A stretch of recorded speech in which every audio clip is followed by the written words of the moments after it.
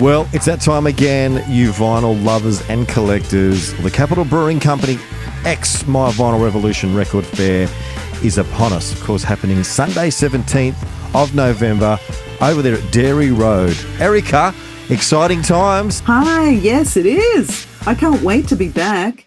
This will be perfect weather and it's the last one for the year at Capital Brewing Company. So yeah, we're primed, we're keen, and we're bringing so much new vinyl, new vinyl drops, collectibles, and of course there's always heaps of secondhand and pre-loved vinyl if you like, that sort of thing.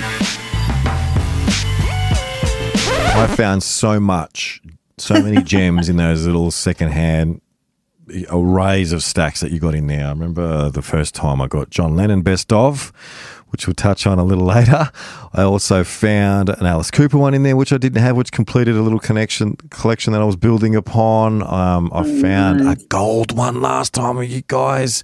I found Trick Finger 2, which is John Frusciante's alias, who does all the drum acid machine stuff. Trick Finger 2 I found in there secondhand, but it was barely listened to. It was practically brand new. And I found it in there, and I was so excited. And my intuition was saying to me, Erica, you've got a few more boxes to get through. There's something in there for you. And I found it, and it had a halo around it. And I'm so happy I found it because I listen to that every day while I'm working along at home. And it just gets me through the day. And it gives me that beautiful creative flow, Erica. Music does that. So thank you. Music, absolute pleasure. Yeah, music does that. It really helps get you through the day, and also it does provide a soundtrack to our lives. You know, I don't know who said that, but it's true. It's so true. I don't think I could go through any days of my life without music. But for me, it feels better and sounds better on vinyl. Oh, you're telling me. And look, I've had a birthday in a couple of weeks. Happy birthday. Thank you. In that time that we last spoke, I know we're both established. We're both fellow Librans.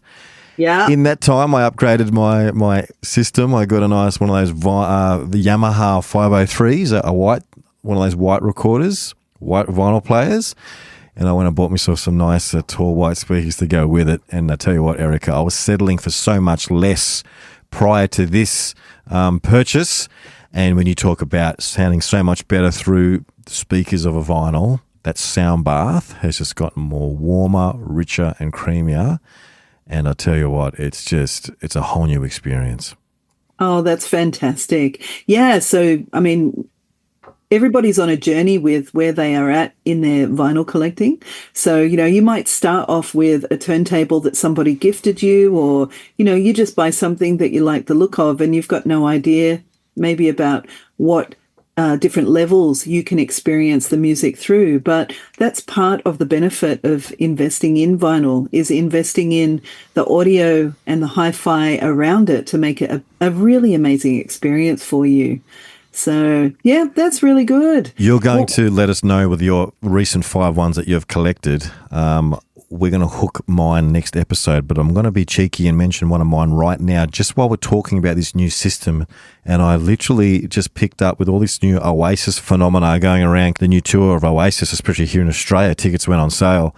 I just recently picked up What's the Story Morning Glory on vinyl, remastered, the double 180 gram. And that thing was obviously created to be a sequential storytelling with no gaps all the way through. Yes. And that thing, it just hits you so hard. And the mix and the stereo mix in that, it's so full. And the songs sound different.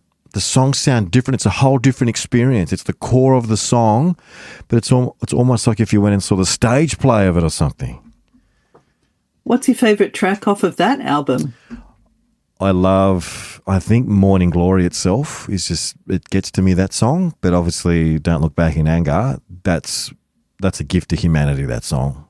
And the whole album's great. But, you know, just those 2 songs to me, they really tickle my fancy. What's yours? Well, I have different memories from different tracks, and I was actually working in London at the time that came out, and wow. I'd headed up to Manchester. So they're from, I think they're from Manchester. And I went up there for a party at a friend's place one weekend. And I remember walking through the streets, first time I've been there, and in every street or every neighborhood that I was in, there were different tracks from that album being played. And it was mind blowing because they're so, the people of the area, they love that band so much. But yeah, it was a pretty wild, experience for me to experience how the English love that band. My favorite track would be probably Champagne Supernova because Yeah. it's got that reflective aspect of sadness and, the depth that Oasis can write to in their lyrics and match it in the music. Yeah. So, I'm not saying that I don't want to get into the Oasis versus the Beatles scenario, like, which one's better. But I think that on this album, they did produce something that was on the level of a Beatles album. Yes, and I was going to Amazing. say, I was almost going to say that, look at a song like John Lennon and Imagine. That's not a song, that's a gift to humanity, Oh, as I mentioned at the start of the show there. absolutely. And I think Don't Look Back in Anger, when you look at that through the lenses of a human being and the emotionality makeup of a human being, that song's a gift to humanity as well, Don't Look Back in Anger. So those guys, those 100%. boys nailed it. They don't really seem to get along, but when they get into a studio or a stage, they find it. So did you know on the cover of that Oasis album, the view is of people walking up and down the street, and I think it's Liam and Noel walking past each other on the Yeah. cover. And the cover image is of a view looking down, looking south down Berwick Street in Soho in London, which is coincidentally where I worked. And Wow. this area was, oh my goodness, it's such a fantastic creative area. And in 1995, at the height of Britpop, so Oasis were the spearhead as well as Pulp and Elastica and, other amazing bands. But this area on the cover has several record shops, including Reckless Records, which is, if you're looking at the cover, look at the red building on the left-hand side. And the shop, Reckless Records, usually now displays the album cover art in their front window. Wow. It's like a window within a window, and a lot of references to being British and, the Brit cool phenomenon of that time. And yeah, I mean, Britpop hasn't, it lasts and then it goes away and then it comes back again in other artists. But this is a classic album. And if you haven't listened to it, definitely take the time to listen to the whole album. There's such sensitive musicians that create some beautiful art, but they're so blokey and fun and so British and just so chill and just they take the piss, It's a really good combination. Well, to segue from Oasis to another British band, we were going to talk about, the 5 albums that Yes. we've What have got you at been? the What have you moment. discovered? Just before we get into that, while we're still on Yeah. the streets and famous streets and whatnot, Yeah. what I've added to my aesthetic, I mentioned the brand new record player with the speakers, and I've found myself. I've got a nice little carpet rug which sits right in front of my cupboard there, and it's off an alternate bird's eye take of the Abbey Road, the Beatles walking over the Abbey Road. It's a Really? bird's eye view, an alternate take. Yeah, a different alternate shot. Bird's eye view of them walking over the Abbey Road, and that sits as a carpet. It's a carpet that sits in front of my system now. So it's just gone another That's level, Erica. fantastic. Tell us about your top 5. What have you been spinning lately, Erica? What's the I top don't 5 know. spin for the week? I think it's impossible to do a top 5, but when I was preparing for our chat together today, I thought, right, here's the 5 that I would probably vote for at the moment, but ask me that, maybe the next time we chat, and it'll be different again. It will. It'll be another 5. Probably It next will week be will be another another 5. 5. But look, I'm doing a bit of far-reaching musical reflection here, as well as, looking for new sounds, because I think that the vinyl collector finds themselves in this position all the time where, you might have a pocket of records at your house or a handful of records where you go, yep, I can listen to this anytime and, know what I'm going to get. But then when you've been collecting for a while or you're hearing new music, it might be good to try other things.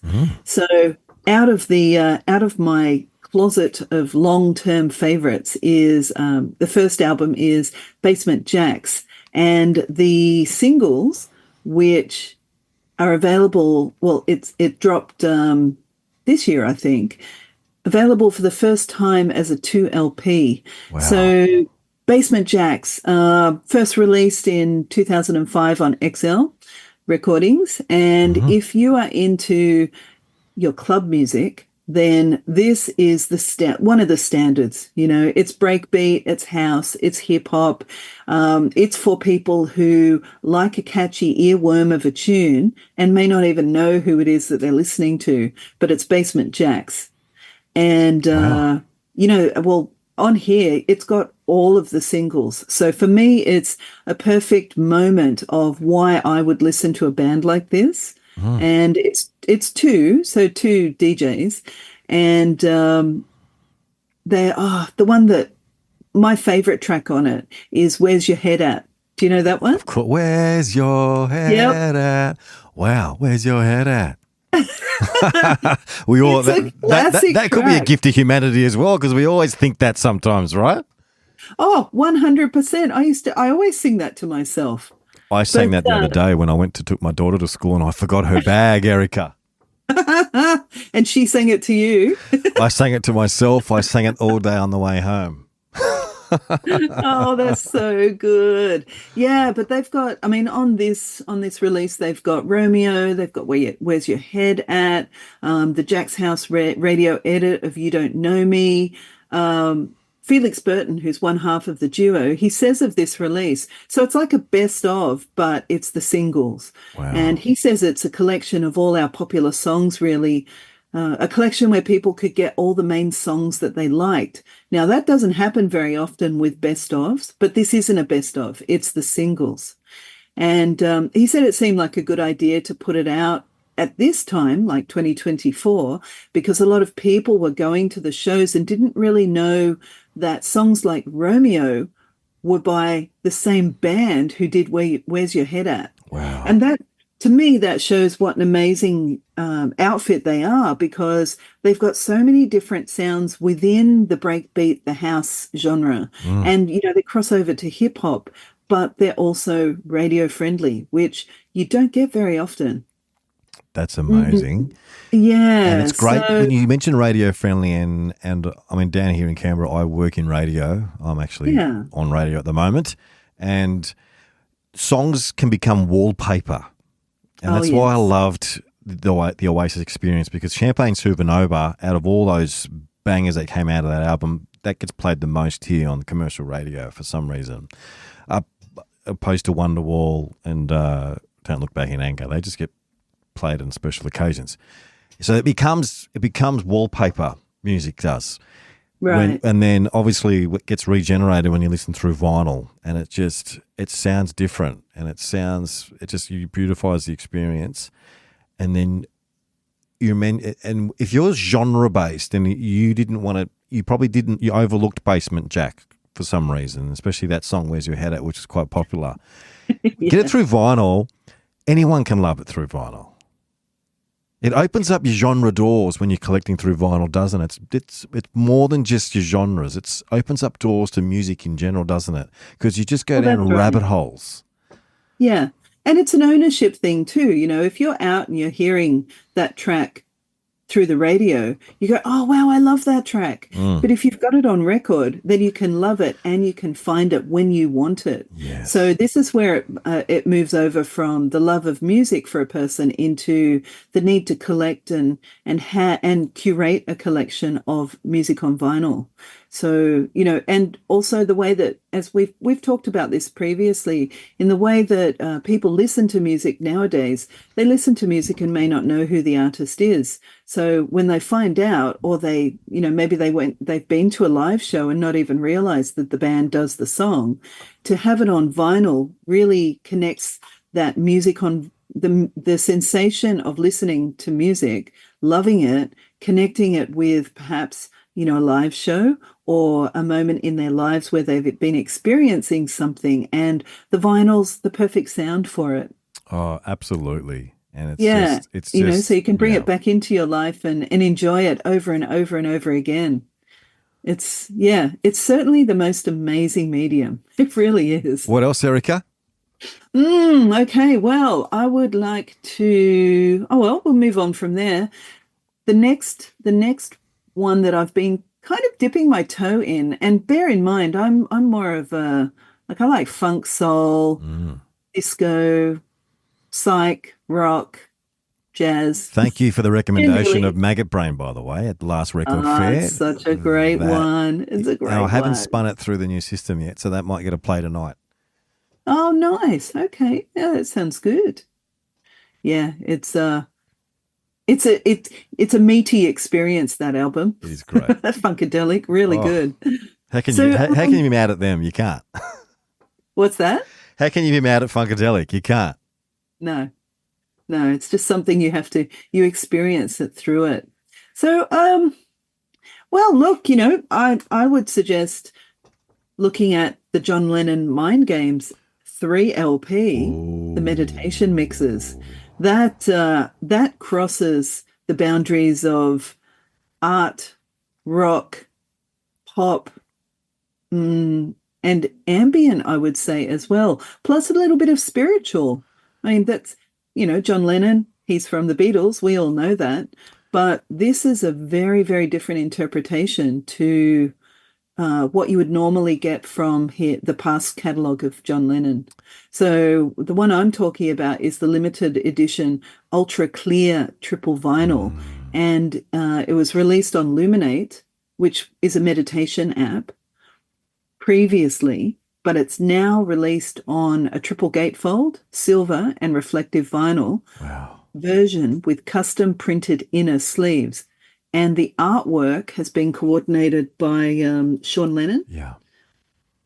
And it's a re-release or a reimagine. So this reimagined thing is actually a really on-trend musical exploration of classic albums. And this album is a reimagining of the classic 1973 peace and love anthem Mind Games. Yes. So it started as Mind Games by Lennon in 73. Then it went through, the consciousness expanding photo app Luminate earlier this year. And now we've got it on vinyl in a different format altogether on vinyl. And it's been produced by Sean Ono Lennon, Mm. released digitally and on vinyl as a limited edition 3 LP set. Now, it was released on October 11th to celebrate John and Sean's shared birthday on October 9th, which I think is a beautiful nod to the past, but it's such a modern exploration of the classic album by his son, which Yeah. is incredible. When I I think there's no words for it really, but we can just talk about what it is, and then everybody who's interested in something like this can go and have their own experience. So yeah, I mean, I really like the production aspects of it. It's, having it on a triple gatefold with a mirrorboard sleeve is amazing. So, they've printed it on rejection varnish and it's just really schmick looking.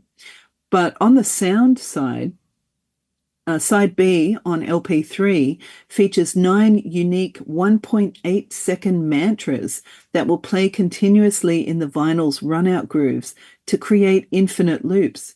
How unbelievable is that? Wow. Uh-huh. So my favorite track Floating is already. Oh yeah, well, it's coming. It's heading to you.